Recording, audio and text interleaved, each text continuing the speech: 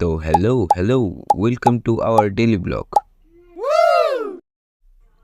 তো আজকে আমরা যাচ্ছি শিবপুর কলেজে। কেন যাচ্ছি তা আমরাও জানি না।